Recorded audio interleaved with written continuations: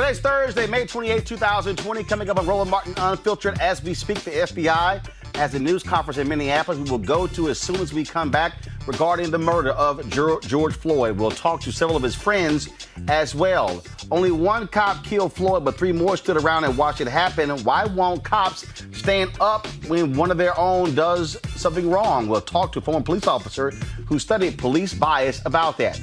The U.S. has more than 100,000 COVID-19 deaths, and those who contracted the virus still have a long way to go for recovery. We'll talk with Dr. Ebony Hilton about that.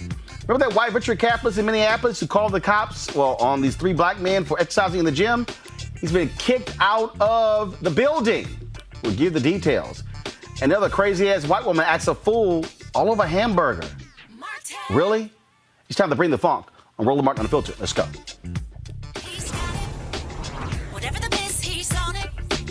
Whatever it is, he's got the scoop, the fact, the find. And when it breaks, he's right on time and it's rolling. Best believe he's knowing.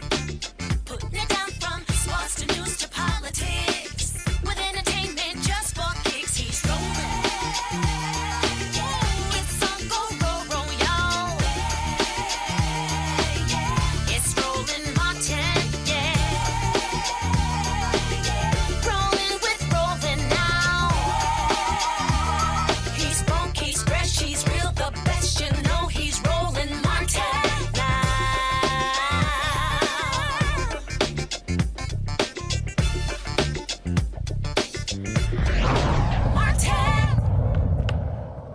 FBI is holding a news conference as we speak in Minneapolis regarding the death of George Floyd. Let's go right to it. The county attorney's office are moving as quickly and thoroughly as possible.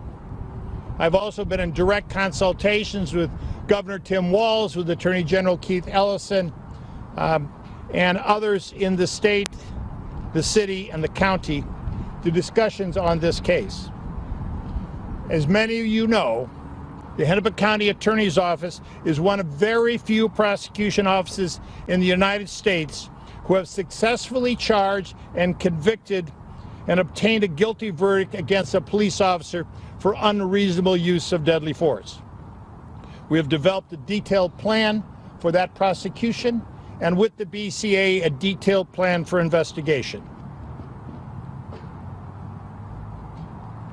Our office has been flooded with calls, many as 1,000 a day, as well as email and social media from people in this jurisdiction, in this state, and throughout the country. The main question is, what are you going to do about the murder of George Floyd? Well, I've just described what we're going to do. We are going to investigate it as expeditiously, as thoroughly, and completely as justice demands.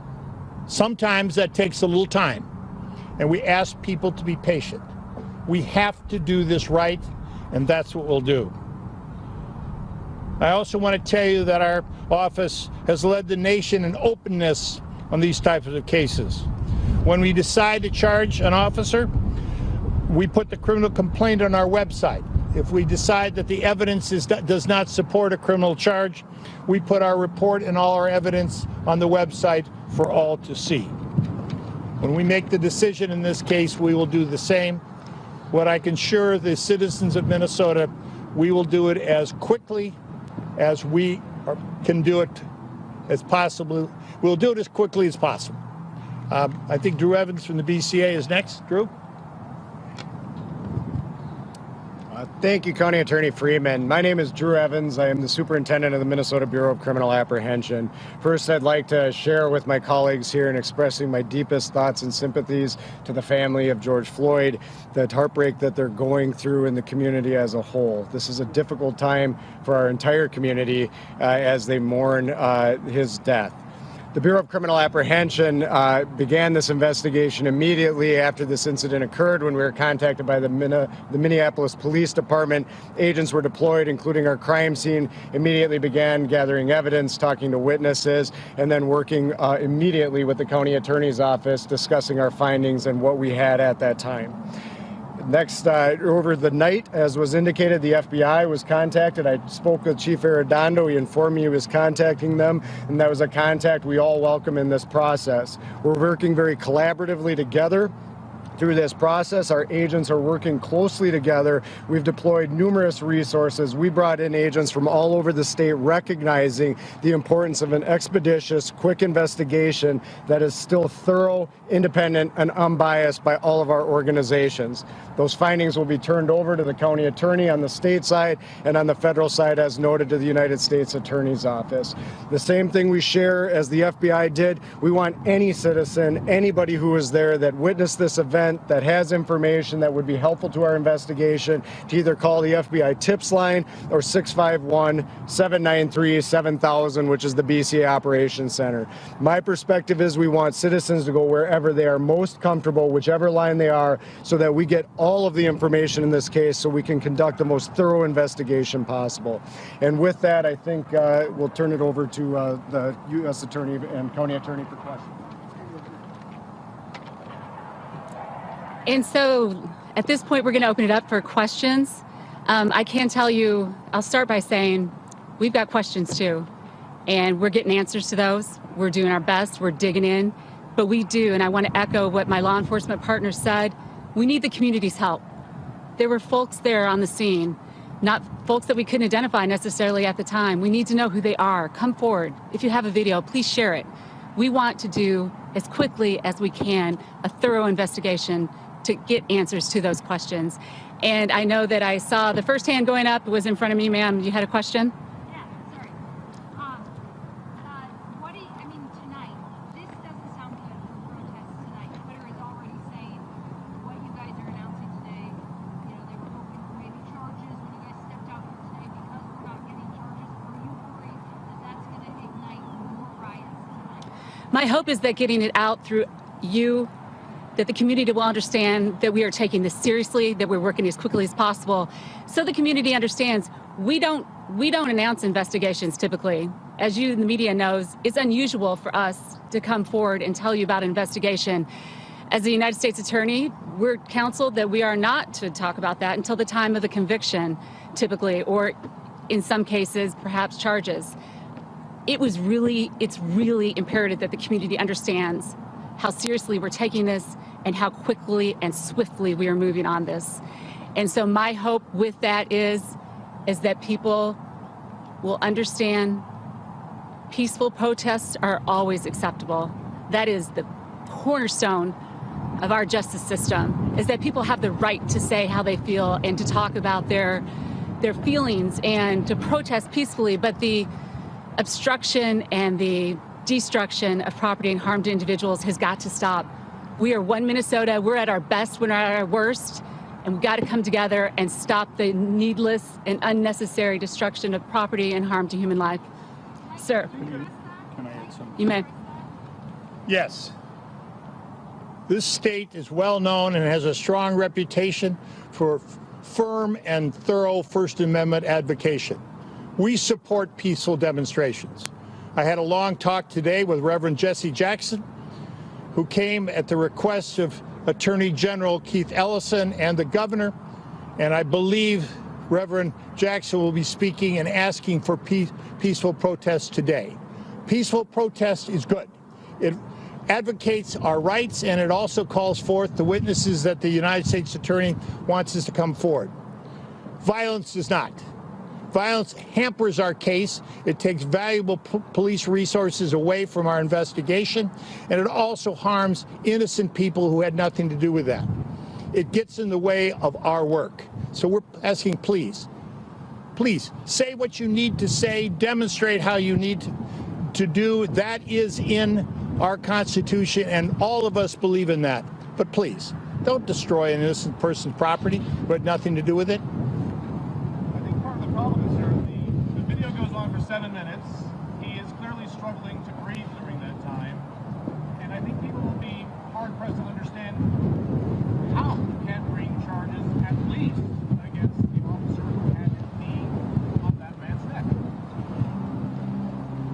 It's a violation of my ethics to talk and evaluate evidence before we announce our charging decision, and I will not do that. I will say this, that video is graphic and horrific and terrible, and no person should do that. But my job in the end is to prove that he violated a criminal statute. And there is other evidence that does not support a criminal charge. We need to wade through all of that evidence and to come through with a meaningful determination, and we are doing that to the best of our ability. Mike, the National Guard is coming in. Can you give me your reaction on that? Okay. Reaction on the National Just say. Guard coming in? When it comes to the African American community, and we're here, so a lot of us came down to actually call for peace. But when you guys are asking for them to be patient, they're saying that there was no patience when it came to George Floyd, when he begged and pleaded for his life. What message would you give us to take back to the African American community to bring peace and to ensure them that justice is going to be served? I bring the same message that African-American Attorney General of the state of Minnesota, Keith Ellison, is bringing. I'm bringing the same message of the Reverend Jesse Jackson. We have to do this right. We have to prove it in a court of law. And I will just point to you the comparison to what happened in Baltimore in the Gray case. It was a rush to charge, it was a rush to justice, and all of those people were found not guilty. I will not rush to justice. I'm going to do this right. And those folks who know me in the African community know I will do my very level best, but I will not rush justice because justice cannot be rushed.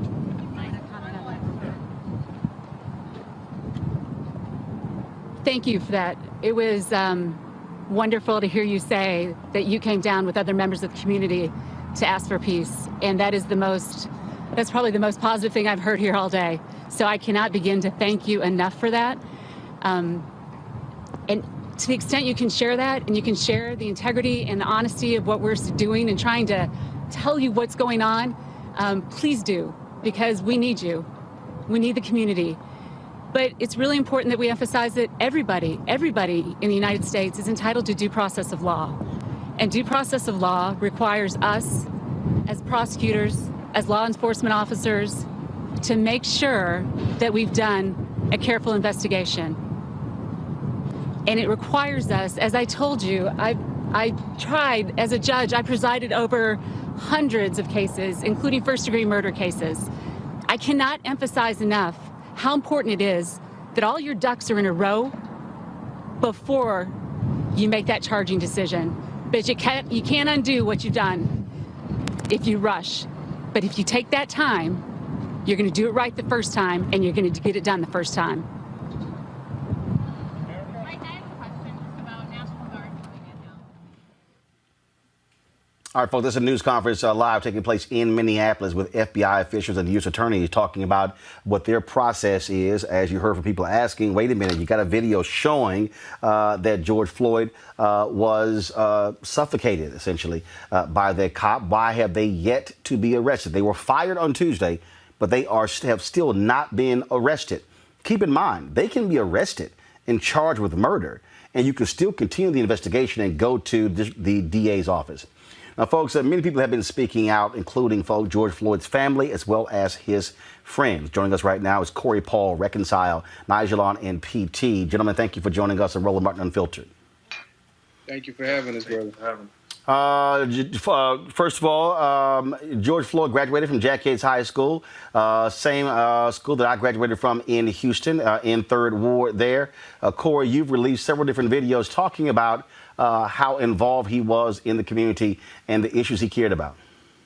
Yeah, so when we came into 3rd Ward as community outreach, as trying to be a change in community and serve, we came as visitors. George is from 3rd Ward. He's 3rd Ward through and through.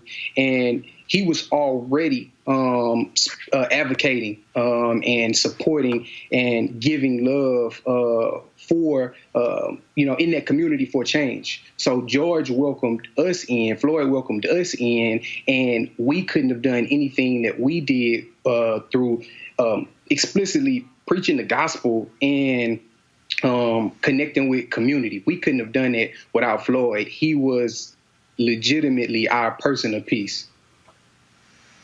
Nigelon, PT. Yes, sir. Talk about Floyd. Talk about his impact and what he meant to you as a friend. Man, we met Floyd 2010.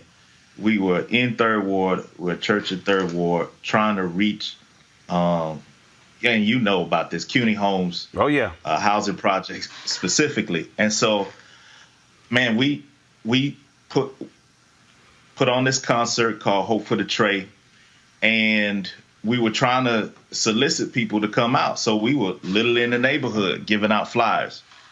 And so when the day of the event comes, him and another guy, we see them in the back. Man, Big Floyd is like unmistakable. We see him, we like, yo, they came. We ran up to him, started talking to him, and just started to build a relationship from there. And so we've had a relationship with him for almost 10 years. And so he was literally our gateway, our big homie, our OG to get us into the neighborhood. You know, coming from neighborhoods like that, man, you understand you need a stamp to you can't just throw events. You can't just do what you want to do. And so he literally opened up his home and gave us the opportunity, man, to reach some people in the neighborhood. There's a story that Reconcile would have shared with you if he was on. But literally, man, we used to have church services fifth Sundays on the basketball court. And so you know how that is. We have to bring all our equipment out. Right. And so, man, he helped us to bring equipment out, helped us to baptize folk out there, and really connected us to people in the neighborhood we wouldn't have access to if it wasn't for him. And just to see his progression, he went to Minnesota to be discipled, was part of a church work program, and was getting his certification to drive trucks, man. And so, you know, when we hear this narrative, we're like, man, none of that is true. No. Nobody leaves Third Ward, Houston, Texas, to go to Minnesota for any other reason other to change their life, man. Well, for folks who don't understand, again, y'all keep hearing them refer to Third Ward, Texas, and that's in Houston. But the folks who are from Third Ward, who went to school from Third Ward, see it as its whole other country, a whole other city. So that's why y'all hear that phrase, Third Ward, Texas. Again, that's where Jack Yates High School is, Texas Southern University is, University of Houston. They try to call it something else, but that's actually where it is. And so it really is the epicenter of black culture historically in the city of Houston. How long was he in Minneapolis? He left and he went up there, I believe, early 2017. And so, and was there obviously for the last 3 years. The news conference with the FBI officials are still going on, and obviously, folks are talking about this here. And what do the three of you want people to know about him that? No matter what folks try to smear his name, what do you want them to know that was most important about him? Yeah, I think so. So one of the biggest things is, Floyd was an advocate of change. The reason why he ushered us in the way that he did was because he wanted to see his neighborhood change. He wanted to see Third Ward radically changed. He wanted to see CUNY Homes radically changed. And you know how it is, Roland. Anytime you go into somebody's territory, you need to get a pass. Floyd basically gave us an endorsement deal to where we can go in the middle of the housing projects and set up tables and chairs. And so I want people to know that he embraced us and brought us in because he wanted to see change in his neighborhood. One of the reasons why he left to go to Minnesota was because he wanted to see change in his life. He understood that it wasn't too late for him to make the right decisions and to make a change. He's from Third Ward. He's 46, I'm 26. And when I moved to Houston, he put his arm around me. He embraced me. He believed that God could change hearts, and he believed that God could change Third Ward, and he empowered us to do so. Anyone else? Yeah, so I know for me, I vividly remember meeting Floyd, and so as PT was saying, we put on concerts. Myself, my brother Reconcile, we rap, and so we would go through. We were doing ministry in Third Ward, so we wanted to really be a part of the community, and so I remember Floyd telling us like, man, I love what y'all doing. He said, if it's about God business, then it's about my business. So wherever you go, whatever you want to do, you good. You let them know that Floyd said you good. And understanding what that meant was powerful. And so I don't think people understand truly. We talk about the change we want to see in communities. We talk about the need for leaders and advocates. What they don't understand is they murdered a leader of culture in that community. When Floyd said something or when Floyd communicated something, you can't replace that.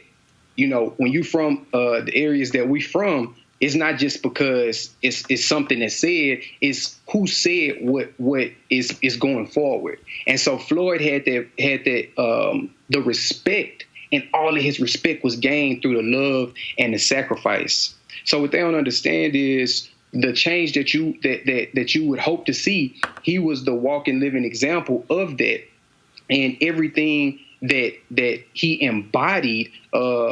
Everything he embodied is what we should all be striving for when it comes to just genuine love and embracing people.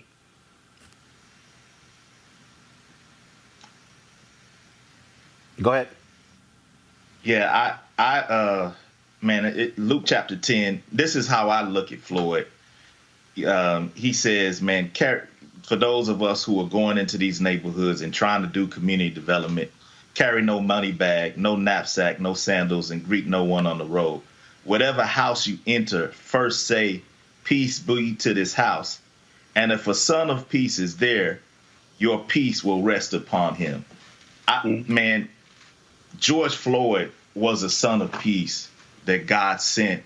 And man, the tragedy is people think that they've merely crucified just another black man.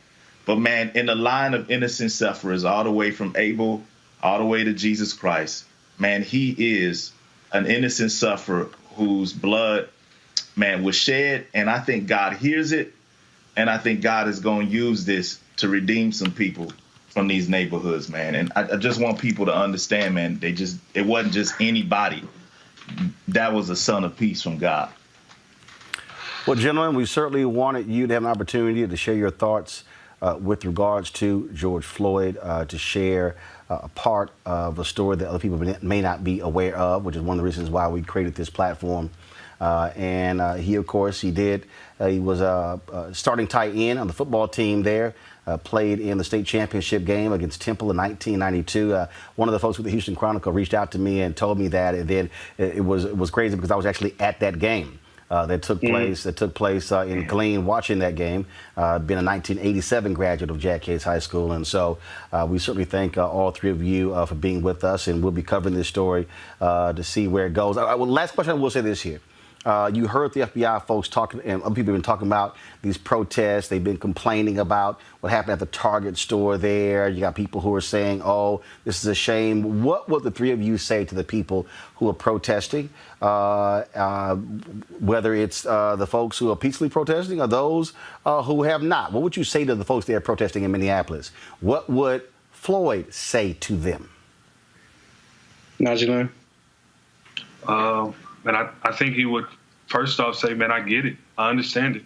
The people who are protesting, they're not protesting because one person was lynched in the middle of the street on camera. This has been going on for years and years and years.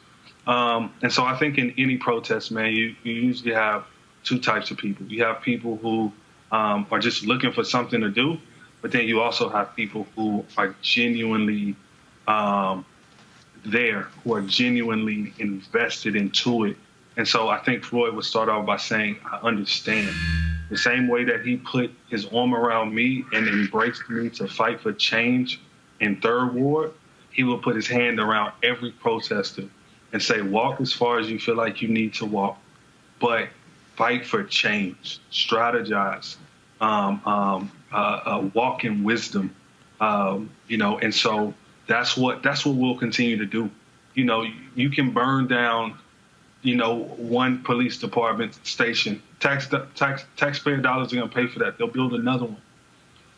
Build something. Be a part of the change.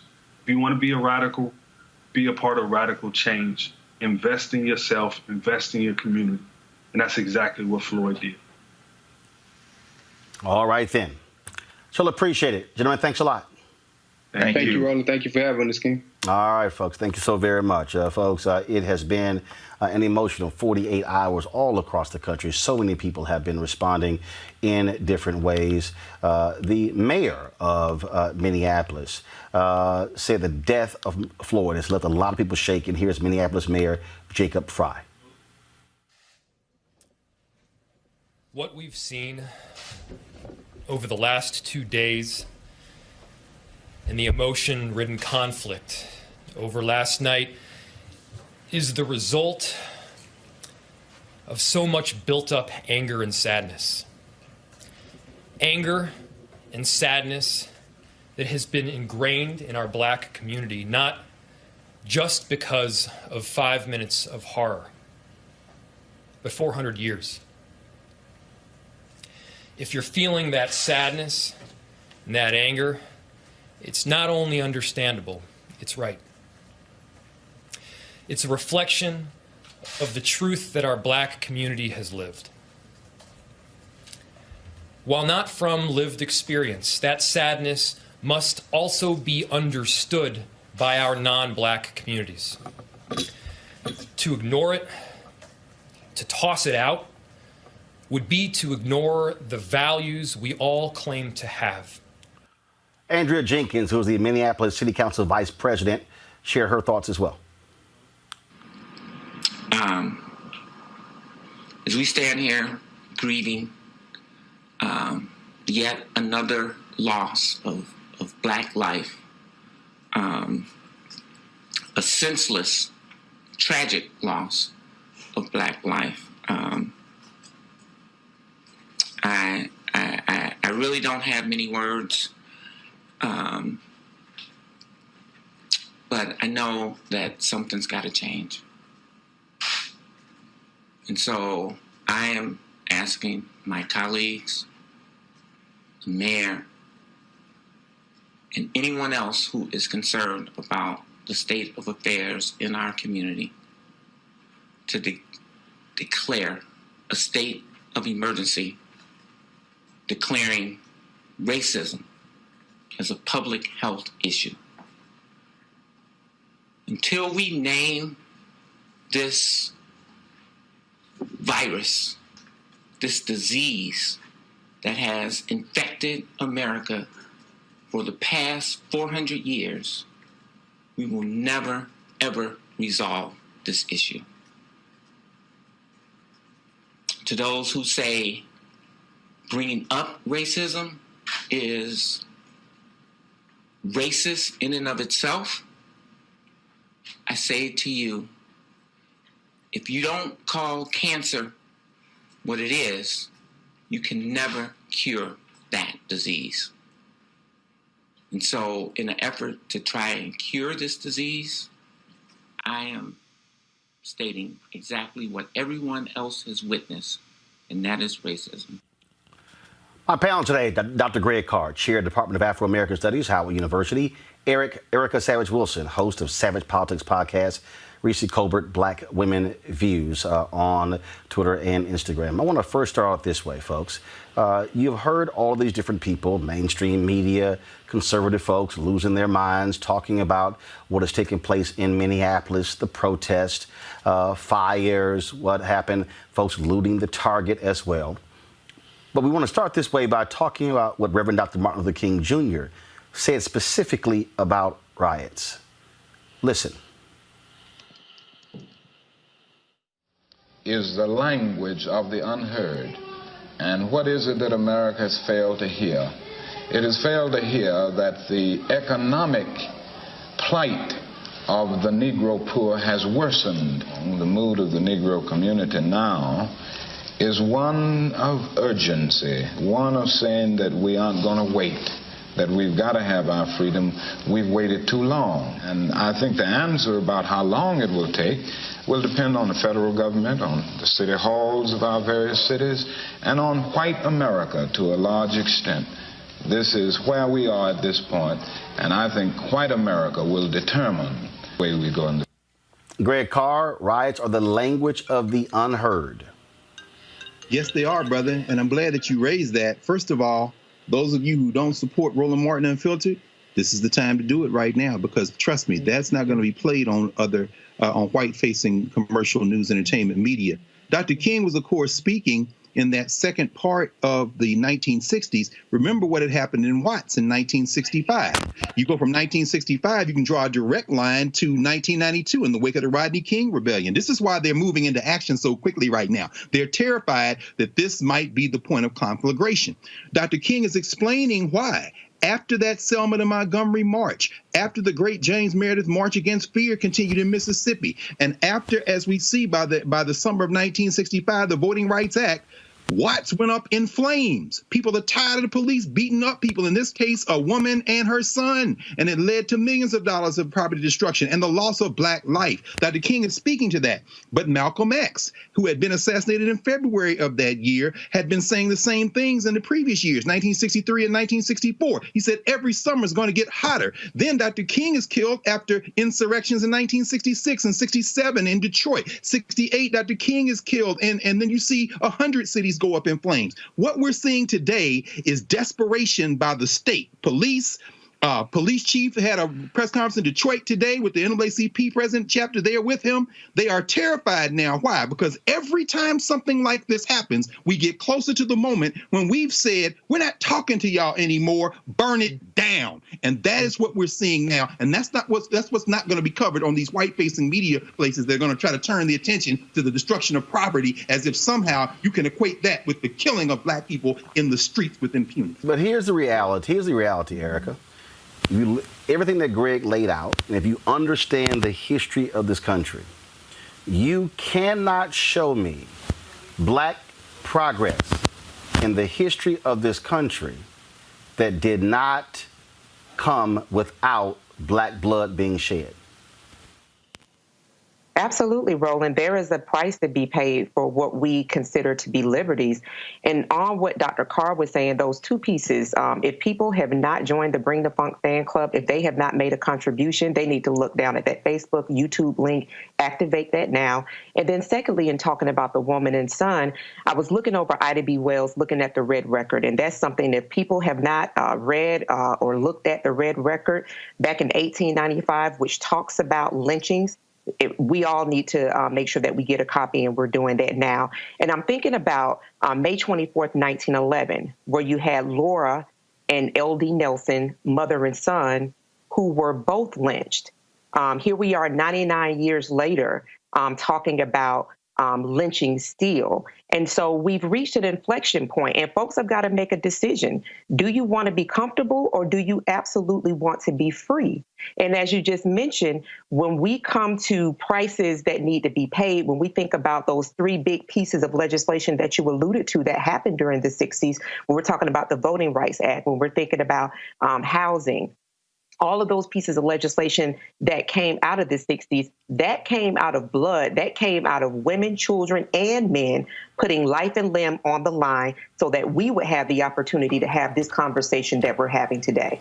Reese, what people also don't understand is that President Lyndon Johnson commissioned the Kerner Commission in response to those race riots that took place in 1967. Dr. King's book, Chaos or Community, Where Do We Go From Here, was also born out of that. One of the things that was said in that particular report, first of all, they did not agree on many things. But one of the things that they did agree on was what they said, well, that there are two Americas, one white and one black. And the report showed that how we see these things in a vastly different way, how we look at the issues in a vastly different way.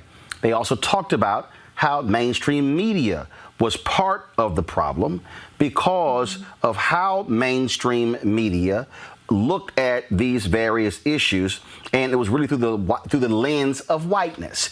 Last night, here's Tucker Carlson on Fox News talking about what happened in Minneapolis. That's what rioting looks like. It happened last night. As you can see, it's happening right now.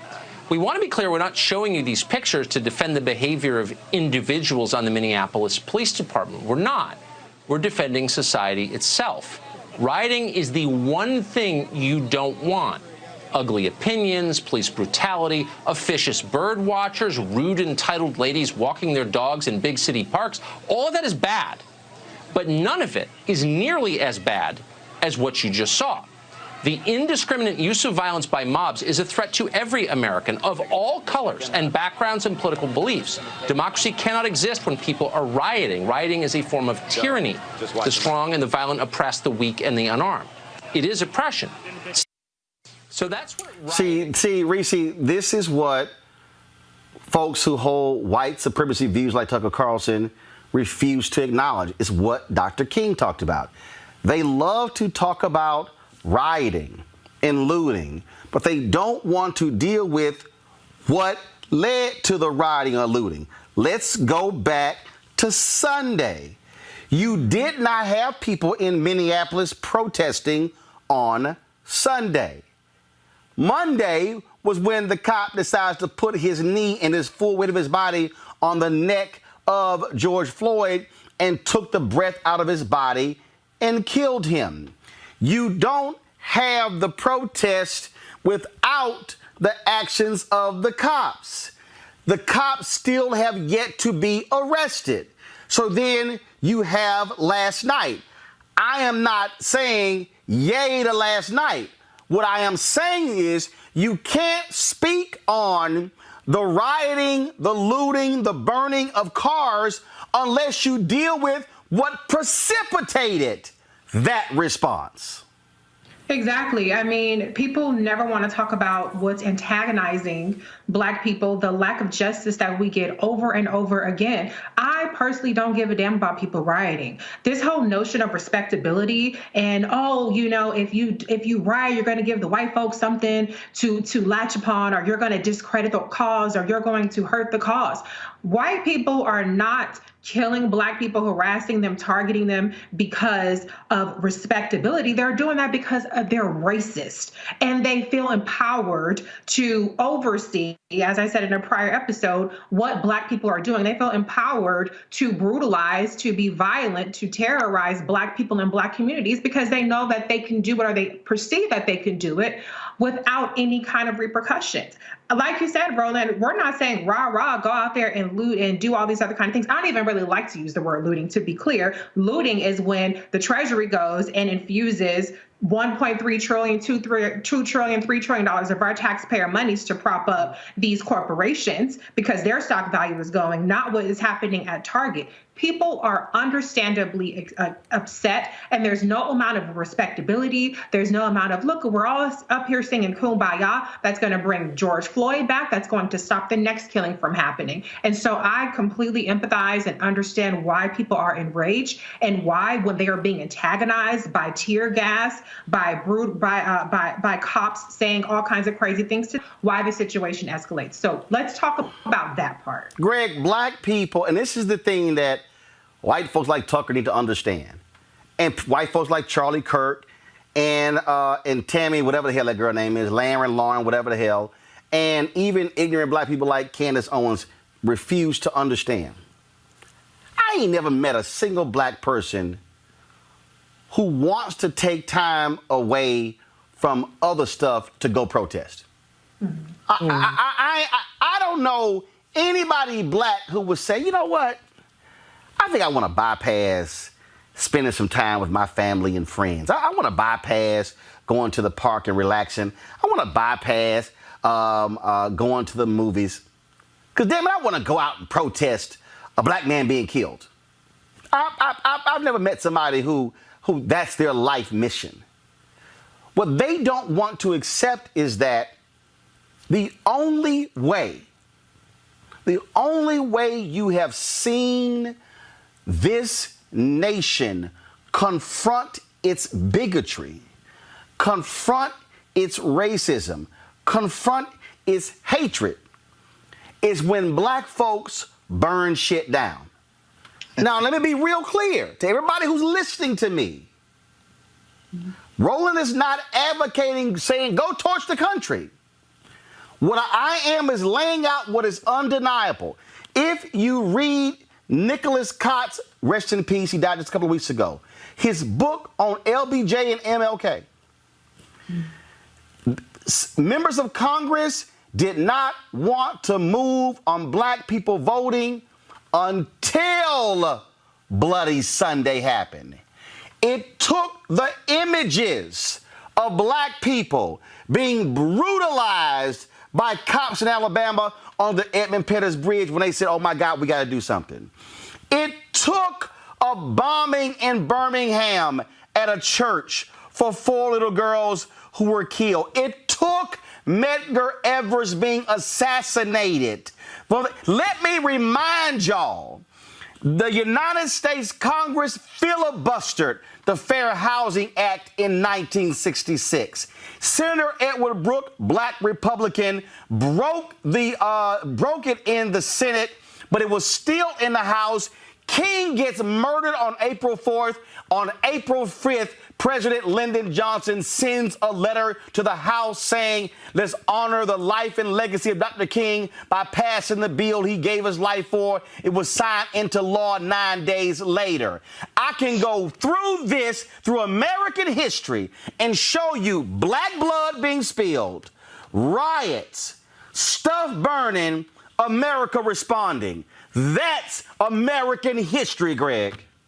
You're exactly right. You just laid it out, Roland. And I'm glad that you did that. In case you all missed it very quickly in 10 seconds, the Voting Rights Act is washed in the blood of Selma. The Fair Housing Act is washed in the blood of Martin King. And the Civil Rights Act of 1964 is washed in the blood of those 4 little girls and 2 black boys who were killed in Birmingham in 1963. And that Birmingham bombing took place a month after the March on Washington. So you're absolutely right, Roland. It's very important to understand that, as you said, no one moves in this country until they are threatened with the end of this country. Being black in America won't get you killed. Being black for America will get you killed, because America is a settler state. And it not only depended on the essential personnel of the 18th and 19th centuries, that would be us, the enslaved Africans, it has depended on controlling black bodies ever since. Now, the interesting thing is, and I've got some very close friends and former students who live in Minneapolis, St. Paul. They're texting me now telling me that not only, of course, we know the National Guard has been called out in Minneapolis, St. Paul, and you've had the mayor of St. Paul, Melvin Carter, the young brother out of FAMU, on the show here, Roland.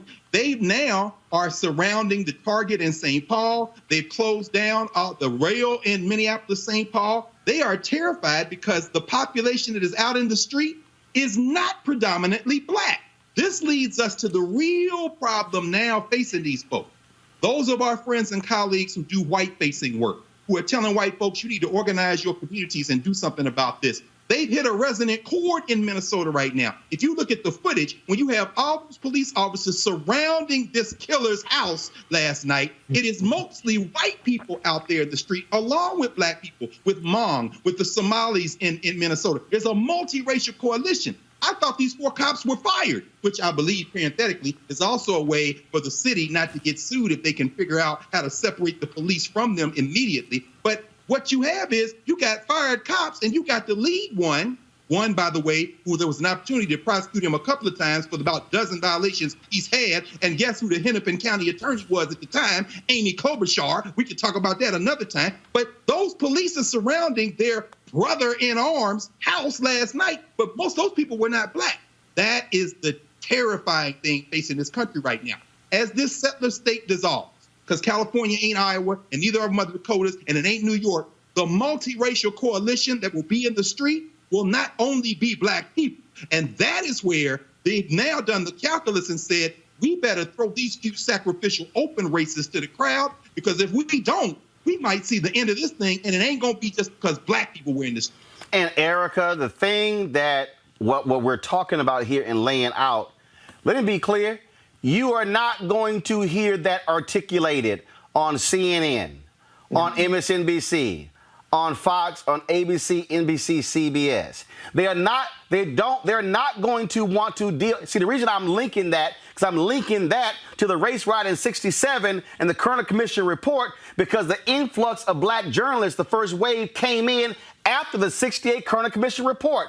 Part of this deal, Erica, is that American media is still in many ways the same as it was in 1967, because they don't want to deal with the reality of what it means to be black, because even with what they do, they want to somehow not really deal with the hardcore stuff. White folks like Tucker Carlson want to complain about riots, but they don't want to play that king bite and deal with economics. They love trying to throw out how many people were killed in Chicago last weekend, but they don't want to deal with the poverty in Chicago. They don't want to talk about the fact that 60% of the children in Chicago haven't even logged on to virtual learning during this pandemic. Why? Because they don't have internet. They don't have laptops. They don't have desktops. They don't have iPads. Now we get to a whole issue of economics in this country. They don't want to confront what is real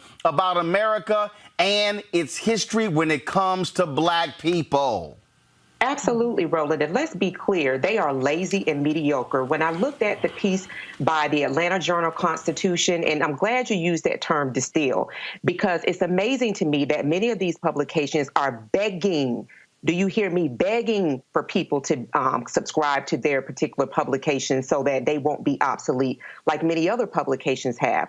But then you have the Atlanta Journal-Constitution, who should be covering this whole George Floyd lynching, but then use it as an opportunity to talk about George Floyd in 2007, George Floyd in 2011. Where if we're going to talk about 2007, you're going to have to talk about Amy Klobuchar, because as Dr. Greg Carr just pointed out, Amy Klobuchar was the prosecutor, the chief prosecutor to be exact, from 1997 to 2007. And she ran on a platform that she successfully won on, which talked about making sure that people who committed crimes were punished, and that they were punished severely. This same officer, the lead officer, the officer that did the lynching, Derek Chauvin, I think his badge number is 1087, if I'm not correct, correct. But we look at, he had 10 infractions, and of those 10 infractions, those civilian reported complaints, we look at 7 of the 10 were closed without any further input, without any further history by his officers-in-law. And then we look at the other 3, those were oral reprimands were given, and these were by civilian review boards. So as you continue to connect the dots, we also have to talk about what you're talking about, which is largely all politics is local. Who is on those damn citizen boards? And how is it that we are not engaging in a way that says, hold up, you have got to be accountable too? So as we look at media, and then if we look at as an extension of media, different actors, we have to make ways, inroads, so that we could also be engaged to really flip around some of the things that we're seeing. And that's people who are in elected positions, people who run media organizations, making sure that we support media organizations that do reflect and look like us and have and carry these types of conversations, but then also publications that do the same thing as well. And that, what jumps out at me, Reese, here again, is media sitting here going, oh my goodness, what's going on? Had you dealt with the thug cop the previous 10 times, Monday doesn't happen. Amen. Right. See, everybody forget, the same city, last year, the mayor, Reese, said, get rid of this warrior training. The police union said, fine, we're going to do our own warrior training. See, if we're going to start talking about how do you deal with police attitudes and behavior, you can't talk about what happened on Monday. You got to talk about what happened the previous 6 months and year and 2 years and 5 years. And see, mainstream media ain't trying to show up for that, because see, for them, it's the spectacle of the video and the aftermath as opposed to all the other stuff that needs to be covered in between. Absolutely. I mean, that's exactly right. That's what it is to them. It's a spectacle. And it's also interesting that the media feels perfectly comfortable putting on display our pain, our trauma, when you have people that are breaking down in tears and people who are distraught and sobbing at just this almost helpless despair that they feel about this constant drumbeat we have of Black people being murdered by the police or even by, vigilantes, slave patrols, however you want to characterize it. But then when it comes to broadcasting our anger, then all of a sudden it's not quite so fun. Now you have to put the spin on it that Tucker Carlson put on it. But absolutely, I also think it's interesting, since you all brought up Amy Klobuchar, it's really interesting to see how people go from justice for George Floyd and we need accountability and there are systemic issues. But then when it comes to something that is not, is a stain on her record in terms of declining to prosecute over 24 cases in which cops killed people. I mean, in 1 year, cops killed 3 Black people. 2002, cops killed 3 Black people on her watch, and she punted to these grand juries. We have to also talk about these grand juries, not just these police officers, but the culture that it's okay in this country to kill people if you are a cop, particularly killing Black people. And so people did not like the fact that that is being brought up right now. But yes, but before her angle came in, you all were about accountability. Well, if you're going to have accountability, let's talk about the obvious cultural problem that there is in that city with the DA's office and with the police department that says that it's okay to kill people dozens of times and nothing happens. And I want people to understand, because some of y'all might be saying, Roland, why you keep bringing up media? Because what did Reese just say, and Erica and Greg say? Oh, y'all can turn on TV right now. And take your time. Y'all gonna see Black people all over MSNBC and Black people all over CNN. You might see a lot more Black people on Fox News. I mean, but do you see that same thing next week? Mama. When the story dissipates? See, I'm trying to tell y'all. See, it's amazing how quickly they can find us on stories like this. But they couldn't find us on coronavirus. We found us. Wasn't that hard? Wasn't that hard? Sam Weiss with NFL Network was complaining about how is it that why he doesn't see HBCU experts on these networks talking about these sort of situations. And I tweeted him. I said, because these networks only want to hear from Black folks who are at the Ivy League schools. So if you Black from Princeton and Yale and Columbia and Harvard, all of a sudden they could talk to you, but they ain't gonna call Greg. They're not gonna call somebody who is from Morehouse or Spelman or Dillard. They're not gonna call anybody from other places. Now, these are folks who've studied these things, who speak on these things. But again, I need people to understand what this infrastructure does. It is, you got to go back to the 68 Kerner Commission report. Y'all, this thing is all linked together. Whenever these sort of situations happen, they want to deal with that much of the issue. Whereas for us, we looking at all of this. See, they don't want to deal with the economic piece, the education piece. They always want to go to, well, maybe it's training.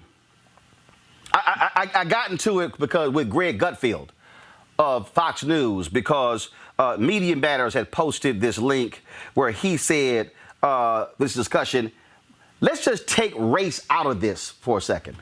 And I was like, that's stuck on stupid, because you can't remove race out of this because race is at the center of this. And he responds, oh, you're ignorant. You didn't listen to my whole comment. I'm like, I don't need to listen to your whole comment. Because the moment a white man says, can we remove race from this, then we can stop having a conversation. Because you can't remove race from this. Let me remind y'all, and I'm going to try to find it. I think it was Virginia. There was a white cop who had a white boy by the neck. He was fired the next day. Now, I know some of y'all might say, but Roland, these cops were fired. Yeah, but Floyd was killed. Right. Yeah. Right. See, well, Roland, it took Floyd being killed, murdered on tape for them to say, yeah, you got to go. I'm going to find a photo. Greg, go ahead. Now, I was going to say, you remember about 2 years ago, there was an Australian national, Justine Damon, who was killed in Minneapolis.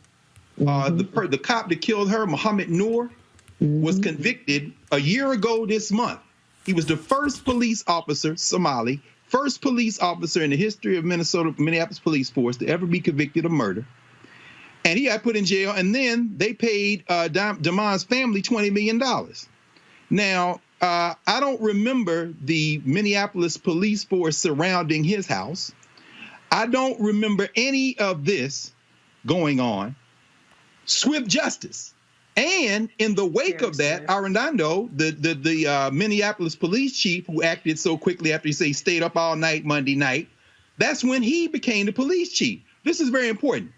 I'm not advocating that anyone burn anything down. I'm not advocating that anyone not burn anything down. What I'm advocating is that instead of pleading for our lives, we take action, whatever form that action takes. And if that action is collective action, that's when we get results. Now, as far as the white-facing media goes, you know, what I respect Fox and I respect Tucker Carlson. You know why?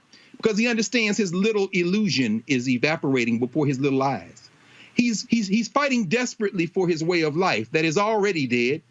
And his death rattle are these little peeps. Now, Candace Owens, whose name I don't even repeat, I'm mentioning her now because unlike the rest of us, Roland, you have to wage war with them because you are out there on this platform battling for us, as you say. Till hell freezes over, then you're going to fight on the ice. But Candace Owens, of course, is a mercenary. She will say anything that will enable her checks to keep coming. And finally, when we see, and I got a lot of friends at those Ivy League schools who are right now on these white-facing platforms doing their best, and God bless them, to translate black rage for white audiences. I respect that. I've made the choice not to do that. I've been on MSNBC, CNN, you name it, the broadcast media. I had a dust-up with Brian Williams that went viral when MSNBC came to have a dialogue on race at Howard and had nobody from any black college on the stage. And at that point, they gave me the microphone, and the thing went down in history because I was like, do you understand that this is the problem? The point is this. White-facing commercial news entertainment media is a thing of the past. As we heard our sister Erica say, they are dying. They are clamoring for readership. But guess what? It ain't never coming back. Put 5 on Roland Martin Unfiltered, support black news media, and turn away from explaining your humanity, and let's live in the world as free and watch this thing collapse. Folks, there were four cops involved in the death of George Floyd. Derek Chauvin, Thomas Lane, Tu Thao, and J. Alexander King. Even though Chauvin was the one who killed Floyd, the other three stood there watching him do it and did nothing. Now, to talk about this bias is Dr. DeLacy Davis, a former police officer who recently completed his doctoral degree looking at the factors related to police officers shooting unarmed black men. Doc, glad to have you on the show. The thing here is that when we see that video, he's on his neck. The cop is standing nearby. He's focused on the audience, telling them to back up, as if he's oblivious to the pleas of George Floyd. As if he didn't even bother to turn around to say, hey, man, he's in distress. He just like, we good. Yeah, Roland, you saw what I saw, and you and I have had this talk several times, and that is that in the police department, you know who the crazy police officers are, you know who the racist police officers are, you know who the brutal police officers are. So I'm sure the officer with his back to the incident heard all the things that we heard, and we heard Mr. Floyd crying out and pleading for his life. Unfortunately for them, there's a policy in their own agency that is the duty to intervene, which says that a sworn officer has an obligation to protect the public and other employees, and they had even more of a duty when a sworn officer is using force that should not be used or should have not been used. They had an obligation affirmatively to stop it, and they failed to do that. And we see these things. I remember the video we showed in L.A. where this cop was beating this homeless man, and the other cop just sort of stood there, and he sort of moved, and then he just sort of stood back. At no time did he even look, man, stop. I mean, it is as if it's like, you know what? Hey, let me know when you're done beating the hell out of him. Yeah, well, you also have to remember that it's a decision that an officer has to make. And I did an interview earlier today, and someone says, well, DeLacy, isn't there a risk? I said, there is a risk. And so there's a risk if you say nothing, and there should be a price for you to pay in your own community for saying nothing. And there's a risk when you do something. I testified against police officers while on the police force because the force that was being used was inappropriate and unacceptable. And it didn't matter to me that these were black police officers. They were wrong, and I intervened. I am a black man first and foremost before I'm a police officer. And they have failed. I think, I said earlier that these officers should be punished even more severely because they watched it, they did nothing, and they had an obligation to do something. It's, as I've said, the organizational culture of law enforcement, it's white male-dominated, racist, sexist, homophobic, and then you might find a good cop. And my challenge to my colleagues, even today, is for those who claim to be good cops to stand up, to speak up, and to take an action. But what you just said when you testified, let's just be honest. When the cop testified in Baltimore, they left a rat on his car. Not only that, in another case. Absolutely. In another case, all right, there was a cop who was ambushed and killed in Baltimore. The people who did it haven't been found. Allegedly, he was going to testify the next day before a federal grand jury investigating other cops. Now, I can't remember. Maybe you can help me. I can't remember the last time a cop was gunned down and nobody been arrested. The reality is that law enforcement has operated with impunity. And again, in these corrupt agencies where we have corrupt behavior, police officers know. I mean, Serpico was the movie that came out in the 70s in New York City. And so Serpico is real. There is a blue code of silence. There is a wall of silence, and there is a price to be paid. And I understand that very clearly. I understand it. It still doesn't negate the responsibility that we take when we take the oath to protect and serve the people and not the police. You have to make a decision. You have to decide. If you pick this profession, and we do, the profession doesn't come and pick you. If you choose this position, then you must go the full length of what the job requires of you at all costs. No, we got some questions from our panel. Let's first start with Reese. My question is, what do you think can be done in terms of these civilian boards? Because that's where we're really seeing a lack of accountability as well. Well, I'm 50-50, first of all, on civilian review boards, only because I don't think that they're necessarily effective, especially if they don't have subpoena power, if they're not appropriately funded, and they don't have the resources to investigate. So where we can get involved, I think we should be on these boards. We should be a part of these processes. I worked for many years with Emma Jones in New Haven, Connecticut, where her son Malik Jones was gunned down in '98 by a police officer. And we just last year were able to get a civilian review board with subpoena power, with funding, with investigators, and precluding police officers from participating on those boards. So, yes, I think we should be fully engaged in utilizing all the tools available to us to prosecute violent and terroristic. Erica. Yeah, thank you, Doctor. So my question for you is around community policing. As we see more incidents in neighborhoods just begin to rapidly gentrify, how can we assure that in the event that someone who in law enforcement does need to come out to respond to a call from a grocer or needs to respond to a call from someone's home, that particular law enforcement person has already had some level of engagement with the community, has a relationship? So I think there are a variety of things we should do, and certainly that was one of my areas of expertise. We have to make sure that we're engaging the process in a meaningful way. And what I mean by that is I don't think that we should have to worry about controlling the police if we control the people who control the police. They're an arm of the government. They absolutely are. This is the reason why you see them firing these officers quickly. I agree with Roland, because they want to sever liability. But at the end of the day, we want the police officers in our community to come into the community before we have an incident. We want to have a relationship. We want to know who you are. I've said to officers in my own community, I don't even know you. I haven't seen you. I've been here 50 years. Who are you? So why don't we have a meet and greet? Why aren't you? When I worked in East Orange, New Jersey, one of the things that I did in community policing was I would rather, because my officers were not making arrests, because we weren't bringing guns and drugs off the street, how do I evaluate the effectiveness of a police officer? I evaluate them by them being able to tell me who are the informal leaders in the community where you're working. Who is the leader? Who is the grandma? Where's the food? Who do we talk to? Who has the power in that community? And how do we resolve problems when we have conflict? That is how we evaluate it around community policing, not making arrests. I adopted with my mother, by the grace of God, 4 children while a single police officer on the police force, because these were young people that I met in the course of my duty. And my colleagues did the same, because we were embedded in our community. So when we went in, we weren't going in busting heads. We weren't putting our knees on people's necks. I knew if I was talking to someone from the community, I didn't have to shoot him, because I knew who he was, where he lived, and I could talk to him later. They've got to fully engage our community, and we have to demand that from those folks who come and ask for our vote and who we give our dollars to in our community. We must demand how we're going to be policed, and we must be a part of that process. Greg? Thank you, Roland. Dr. Davis, it's good to see you again, brother. Good to see you, brother. And I want to follow in line of what our sister has just laid out. And that relates to the question of community policing, but also a very specific question as it relates to police union.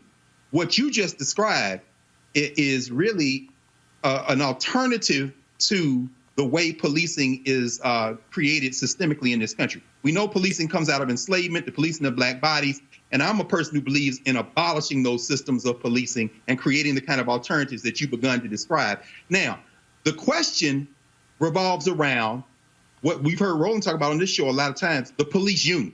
We know that Bob Kroll, the head of the police union in Minneapolis, was saying that Derek Chauvin was not the guy at the Trump rally. He knows because that guy was Mike Gallagher, the president of the police union in Bloomington, Minnesota. The police for Trump are in charge of the police union in Minneapolis. Brother, how do those kind of officers like you, like those black and brown young women and men, join the police force with the idea of creating an alternative in our community to the policing system, which must be abolished?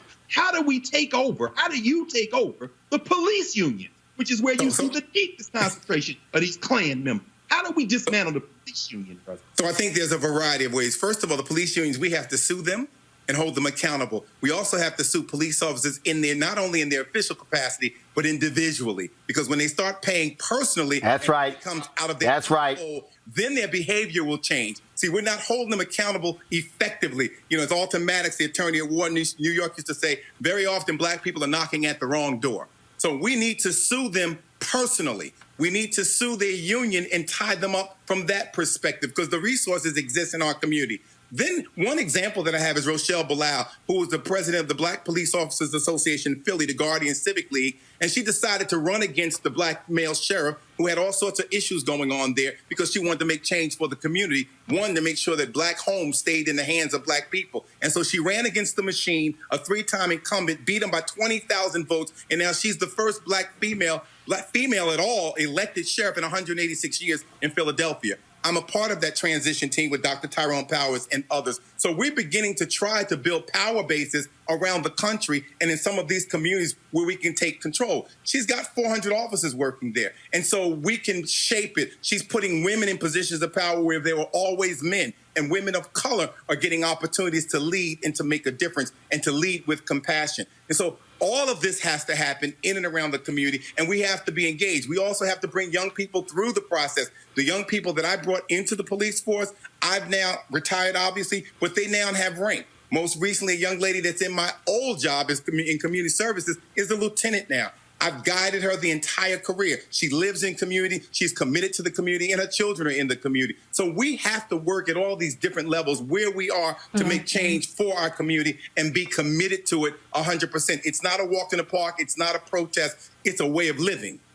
And then, of course, you have folks like Dave Hollenbeck, who is a wrestling coach, who, go to my iPad, please, posted this video on his Facebook page.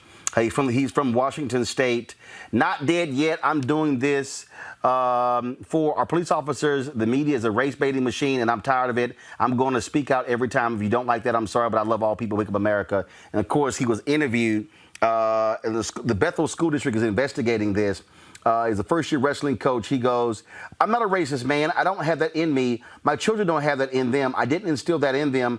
I'm sorry that I offended anybody. That was not my point. I was trying to show something. He said he was defending the police officer's technique used to pin down Floyd. Well, first of all, anybody with a brain watching, Doc, is in his little photo, the knee is on the left shoulder, not the neck. If that man in that photo put his full weight on Hollenbeck's neck for 10 straight minutes, his ass ain't doing interviews today. That's right. That's right. There's a carotid artery there. It shuts off the oxygen to your brain.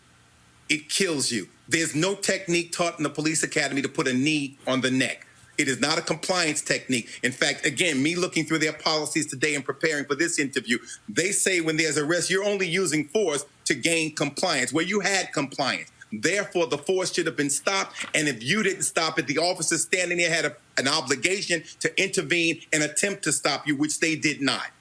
Last one for you. Are you surprised with this statement from the Fraternal Order Police President, Patrick Yos? Our thoughts and prayers today are with the friends and family of Mr. George Floyd. Go to my iPad, whose tragic death this week shocked and horrified our nation. Law enforcement officers are empowered to use force when apprehending suspects, and they are rigorously trained to do so in order to have the safest possible outcome for all parties. Based on the bystanders' video from this incident, we witnessed a man in distress pleading for help. The fact that he was a suspect in custody is immaterial. Police officers should at all times render aid to those who need it. Police officers need to treat all of our citizens with respect and understanding and should be held to the very highest standards for their conduct. The FOP has full confidence in our criminal justice system. That is surprising. That's very surprising from the Fraternal Order Police. Sounds to me like our ass busted. We better get ahead of this and not try to defend it. Yes, that is surprising. That's a rare comment that I would hear from any police union. That's surprising. All right. Doc, we certainly appreciate it. Thank you so very much. Where can people find out about your organization to get more information? You can go to Black Cops Against Police Brutality, b-cap.org, b-cap.org, and probably by next week it'll be drdelaceydavis.com. All right. Thank you, as always. Thank you for the work. Doc, we appreciate it. Thanks a lot, man. All right, take care. Folks, got to go to a break. When we come back, we're going to talk about coronavirus. Chris Rock has a few words to say. Also, remember the white man in Minneapolis who accosted those brothers who were working out? He needs a new place for his company. I'll give you all of that and more next on Roland Martin Unfiltered. You want to support Roland Martin Unfiltered?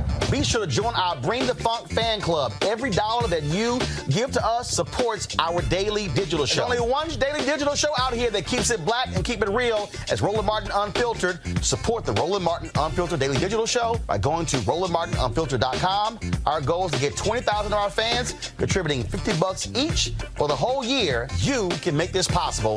RolandMartinUnfiltered.com.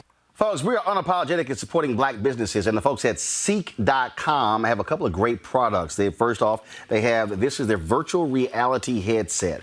Mary Spio is a sister. She's from Ghana who created this. She is, of course, the inventor. And so what happens is you take your phone, and if you want to be able to watch this, there are like 360-degree videos on YouTube or even on their site, Ceek.com. And so what happens is you just simply slide this right into the tray and then close this up, and then you're able to put this in and see the content in 360 degrees. So whatever shot, let's say the camera was here, you can literally see all of this here and then see what's all behind me and around me. It's a really, really great video. We're actually working on one right now so y'all can actually see the whole studio here. We have the Roland Martin Unfiltered so you can go to Ceek.com for the virtual reality headset. But they also have these really cool 4D 360-degree sound headphones. And so what's great about these is that, first off, the sound is unbelievable, and the sound literally goes goes all around the head. Gamers really love this as well. So they have a detachable microphone that you can use for gamers,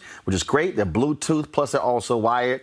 And again, a sister, she's actually the creator of these. She's an innovator. And so here's the website. Pull up the graphic, please. Ceek.com, CEEK.com. And we have a code for y'all that y'all can use. And that is RMVIP 2020. RMVIP 2020. Use that code to be able to get these headphones. So again, go to Ceek.com, CEEK.com. And so support black-owned businesses. All right, folks, as of today, there are 1.6 million cases of COVID-19 in the U.S. 19,680 of those cases are new. More than 100,000 folks have died from the virus, 1,400 in New York. New York Governor Andrew Cuomo has been a very consistent voice, keeping New York up to date. Today, he brought out a couple of folks to share their thoughts, including Chris Rock was one of those folks who spoke at today's news conference. I watch you every single day, and you bring me calm. You know, you bring me joy. Didn't Anita Baker sing that? You bring me joy every single day, because I don't know what's going on. I thought I lived in the United States. I thought I lived in a country, and now I realize we have 50 countries, essentially. Right now, we're in the country of New York. I want to say I got the test today. I just got tested to come out here. I got a 65, so just passed. Just passed. I'm actually, we haven't been able to perform or do any shows or anything. I'm looking at this microphone right here. I'm like, wow. Can I just say hi, microphone? I've really missed you. I know it's been hard, but we're going to get back together at some point, and it's going to be even better than the last time, microphone. I will never take you for granted. People need to get tested, and people need to make it a festive occasion. They need to posse up and get tested. Like all the crew is getting tested, and the family should get tested. And, if you love your grandmother, if you love your elderly mother, your elderly anybody, you should get tested. And it's not just, it's wherever there are poor people, really. It's wherever people are congested. So, yes, it's in East New York. Yes, it's in Brownsville. But, it's also in Garrison Beach. It's also in Marine Park. It's also, so everybody that can get tested should get tested as soon as possible. And I'm just so, Governor called me up, and I'm here to do whatever is required. And, I hope to God that when this is over, you're still a part of the government. I hope this isn't the last. It's like, it's over. No, I hope this keeps going on. And so, again, that's Chris Rock there speaking out on this very issue. All right, folks, Minneapolis Star-Tribune reports that managing partner of the F2 Group, Tom Austin, lost his lease in a venture capitalist office building after an Instagram video showing him threatening to call the police on black men who refused to answer his questions about where their office was. Austin's lease was terminated over the incident, and he has since offered an apology, saying via email he should have handled it differently. See, here's what I keep saying, Greg. Every time one of these white folks lose their job, lose their office, black folks should apply for the job. But every single time, the woman at Fidelity Franklin Templeton, okay, the VP, she have a job, they should be flooded with applications from black people saying, I want that job. So every time, y'all want to act the fool, going right ahead. We going to talk about you every time. No question. And the video is very interesting because, of course, this is the same Minneapolis, where you see what's going on there. White racism is very interesting. It often comes wrapped in white liberalism. So this person, just like Cooper in New York, could have been a supporter of Barack Obama, voted twice. He tried to. But when you see blackness in a way that you think you can police it, everybody white in the country is a potential cop. Understanding that's when the abolitionists are talking about abolishing policing, they're not saying get rid of police forces. What they're saying is get rid of a system where every white person in the country is the police. Meaning what? They got a right to stop you. They have a right to ask you why you're there. And if you respond in a way they don't like, they have a right then to call the force in. Because policing in this country means the use of force to establish order. And that's what that white man was doing. But unfortunately, he's living in a country where that's not going to work much longer. And with all due respect to our brother Chris Rock, you know, this is why you don't have entertainers engage in public briefings, because, you know, you bring me joy. That's a little over the top, brother, because any given day, that cat you talking to can exert order over you. You got to be a little less conciliatory, because that's what gives white liberals the idea that they can talk to you any kind of way. Mm-hmm. Amen. Amen, Dr. Carr.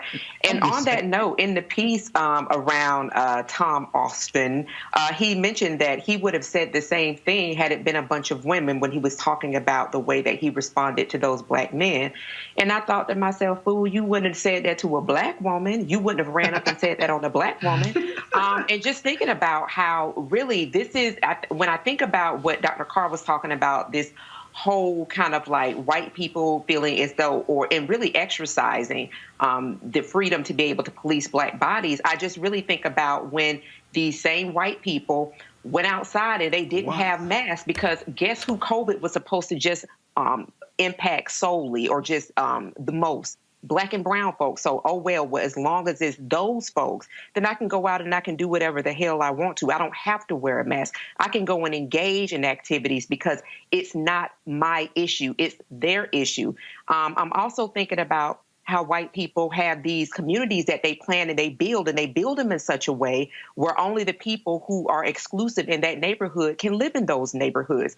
But these are the same people that are coming to your communities and gentrify them. So absolutely, white people being deputized to say, listen, this is where we will live. You can't come here unless you're coming here to work. And that's if we allow you to work or to deliver packages. And we've seen what that response has been like here of late, that it is until that black people really stand in our power to let them know that the very wealth that they're sitting on is the wealth that we and our ancestors built because we were the first assets on the dockets. We'll see more of these flagrant and arrogant attitudes by white people who call themselves allies, liberals, progressive, whatever they want to clothe themselves in. We'll continue to see more of that and not be surprised by who you see. Reese?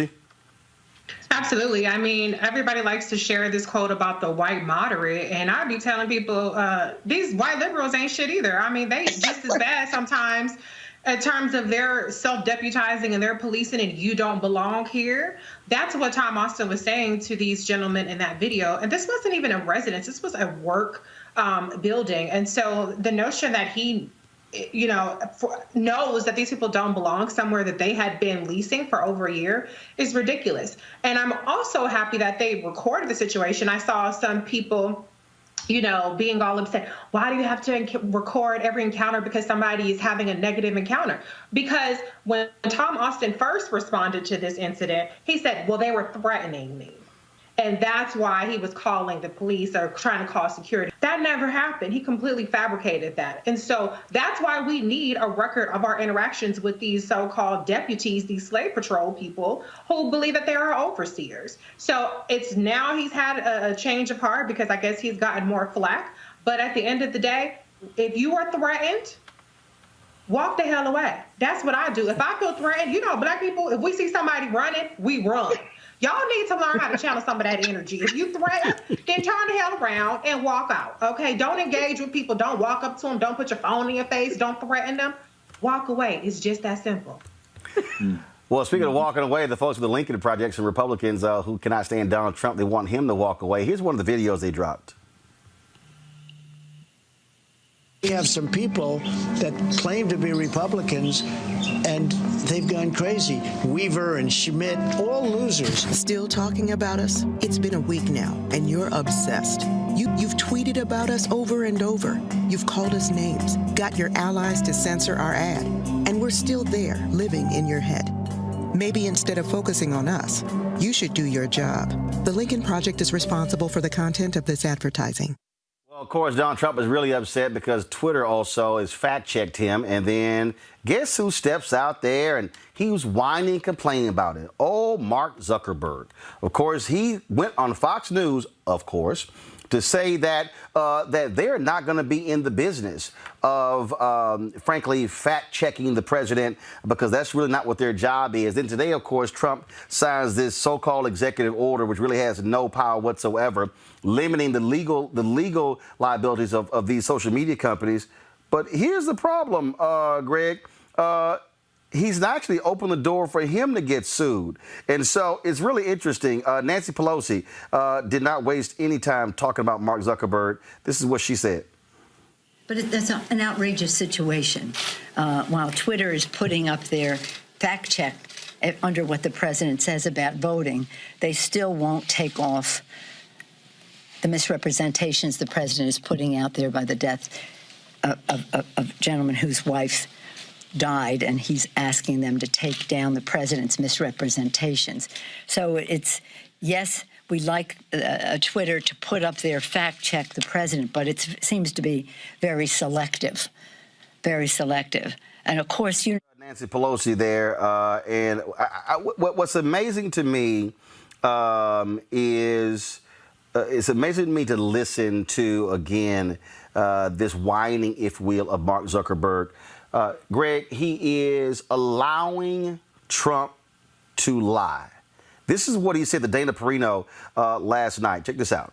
Time ever to fact check one of President Trump's tweets. They decided to do it on a mail-in voting tweet. And I wondered what you thought about that decision, because the last time we spoke, you had just announced your policy of not weighing in on political speech. And I wondered if you thought that Twitter may have made the wrong decision here. Yeah, that's right, Dana. We have a different policy, I think, than Twitter on this. I just believe strongly that that Facebook shouldn't be the arbiter of truth of everything that people say online. I think in general, private companies probably shouldn't be, or especially these platform companies shouldn't be in the position of doing that. And we've been pretty clear on our policy that we think that it wouldn't be right for us to do fact checks for politicians, and that people should be able to hear what politicians say. There's plenty of scrutiny already about politicians' speech. That's what a lot of the media does. So we think that handles that quite well. And yeah, I think overall, I think it's good for different companies to have different policies on this stuff. But at Facebook, we've tried to distinguish ourselves as being really strong in favor of giving people a voice and free expression. And I certainly think our policies have distinguished us from some of the other tech companies in terms of being stronger on free expression and giving people a voice than a lot of others out there.